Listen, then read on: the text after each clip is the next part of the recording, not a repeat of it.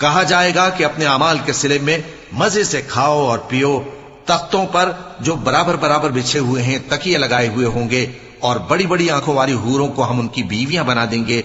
और जो लोग ईमान लाए और उनकी औलाद भी राहे ईमान में उनके पीछे चली, हम उनकी औलाद को भी उनके दर्जे तक पहुंचा देंगे और उनके अमाल में से कुछ कम न करेंगे। हर शख्स अपने अमाल में फंसा हुआ है, और जिस तरह के मेवे और गोश्त को उनका जी चाहेगा हम उनको अता करेंगे।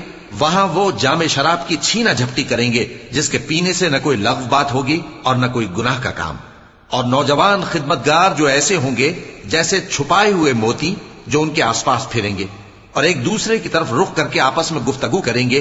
कहेंगे कि इससे पहले हम अपने घर में अल्लाह से डरते रहते थे, तो अल्लाह ने हम पर एहसान फरमाया और दोज़ख की गर्म हवा के अजाब से हमें बचा लिया। इससे पहले हम उसे पुकारा करते थे, बेशक वो एहसान करने वाला है, मेहरबान है।